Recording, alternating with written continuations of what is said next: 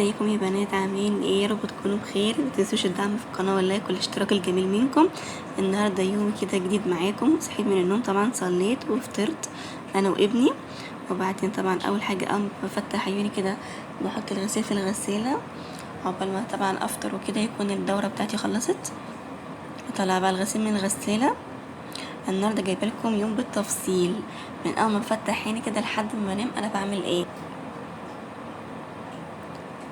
كده حطيت الغسيل في الطبق ومستعدية طبعا راح انشره، فعرفت ان ابني نام الحمد لله، فقلت اكيد مش هنشره خالص دلوقتي لما يصحى، علشان انا بحب انشره في البلكونه في الاوضه اللي بينام فيها.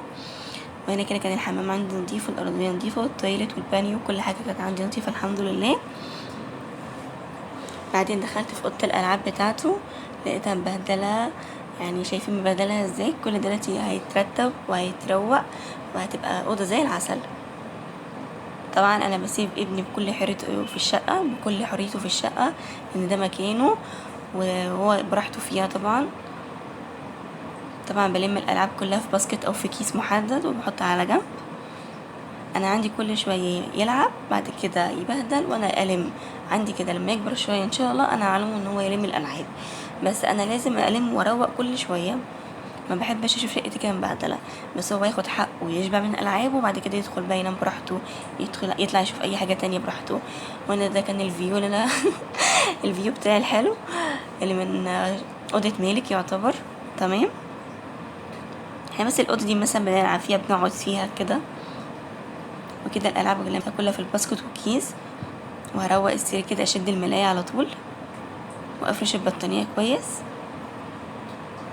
اهم حاجه تسيبوا اولادكم يلعبوا براحتهم، لان مثلا لو ما لعبوش براحتهم في شقتهم او في بيتهم يلعبوا فين بالظبط؟ تمام. حتى موقع المقشه بتاعتي والعصايه حطيتهم كده وروقت كل حاجه كده، حطيتها على جنب وستفت الاوضه. والصلاة عندي كانت تمام. انا دايما بحب ابني يكون مركز بس لعبه او التبهدله بتاعته في مكان محدد. حتى شوفوا مربطه كل حاجه، مربطه البوفيه والنيش، عندي كل حاجه متربطه كده. انا طبعا انا بكلمكم دلوقتي وانا نعسانه جدا، ان النهارده كان يوم طويل جدا عليا، وانا الصراحه من هنا ورايح حابه ان انزلكم فيديو كل يوم. مش عايزه اقطع عنكم كده بالفتره الكبيره دي، انتوا بجد بتوحشوني قوي. قلت كده ادخل اوضه الصالون قبل ما انزل، وانا كنت عارفه ان انا هنا هنزل. بعد كده اتلغت الخروجه، بعد كده رجعنا تاني نزلنا. تمام. فقبلها بيوم كنت مسحه الشقه وكنت غاسله الفتالات بتاعتي ونشرهم بالطريقه دي، وفي غطا كده على الارض. لاحظت قلت يا بنتي افنان لازم تشيليها عشان تبقى الاوضه كده رايقه. انا حرفيا انا دلوقتي قاعده بسجل لكم الفيديو وعين صاحيه وعين نايمه من كتر تعب اليوم. دلوقتي هتشوفوا بقى انا وملك خرجنا وعملنا كده حاجات جميله، وان شاء الله هتشوفوا كل ده معايا. طبعا اهم حاجه القران في البيت، لازم تسمعي لابنك عن طريق التلفزيون، عن طريقك. المهم انه يسمع قران. طبعا باسكت الغسيل هنا منور اهو، لسه منشرتوش عشان متفقين ان ملك نايم لحد دلوقتي. طلعت كده انشره بقى، كان ملك هنا صحي، قلت انشر كده واخلص منه كده بسرعه. شوف بقى المنظر كده والغروب شكله جميل قوي. انا بحب قوي الغروب عندي. احلى حاجه في الشقه عندي ان الشروق والغروب يعني في الناحيتين الحمد لله. هنا كده التكييف عندي كان خالص. قلت يا بنتي افلام ما تنزليش الا لما او ما تخرجيش الا لما تمليه. مليته الحمد لله. دايما بحب املاه بالطريقه دي. حط الخرطوم زي ما شفتوا كده، لو عايزين ريفيو عنه اكتبوا لي تحت في الكومنتات. كده لاحظت ان الميه خلاص اتملت، قلت بلاش اكتر من كده احسن الميه تتكبكب مني ولا حاجه وانا بزقه.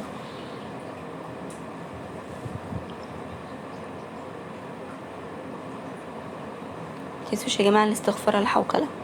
هنا كده كنت عاملاه على التبريد. تمام.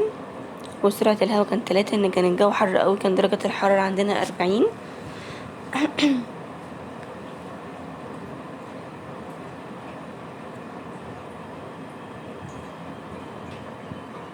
طبعا في شويه ميه كبوا مني على الارض، لازم يعني التكييف يعني لازم ميه كب على الارض. وهنا كده كان ملك كان صحي، وقلت اعمل له بانيو يقعد يلعب فيه شويه، وجبت له العابه. اهم حاجه ان يبقى نفسيه الطفل تبقى مستريحه. لو نفسيه الطفل تبقى مثلا مستريحه وكده هيكبر ما شاء الله عليه، هينمو بسرعه. انت مستمتعه اصلا. تمام. هنا كده جاع، قلت ادخل اعمل له مكرونه. انا بيحب المكرونه اسباجيتي قوي، وبيحب المكرونه الصغيره اللي هي مش عارفه بيسموها ايه كده، مرمريه. مرمريه افتكرت. زي ما احنا متفقين انا نعسانه جدا، بحب دايما احط الاسباجيتي مع المرمريه ويتسلقوا مع بعض، واضيف كده الطماطم على طول مع شويه كاتشب.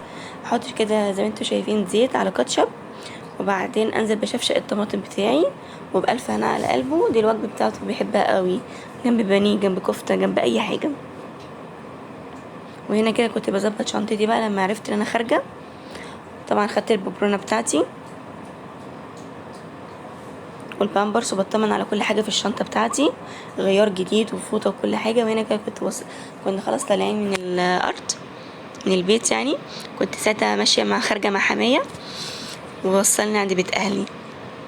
زي ما انتوا عارفين ان جوزي مسافر يعني وكده، ان شاء الله يرجع بألف سلامه. وهنا كده الحمد لله وصلنا عند ماما. طبعا ابني عندي بيحب جدا يروح عند الجماعه عندي، بسبب ان في اطفال كتير وفي بيحب يلعب وبينطلق ما شاء الله عليه يعني، اللهم بارك.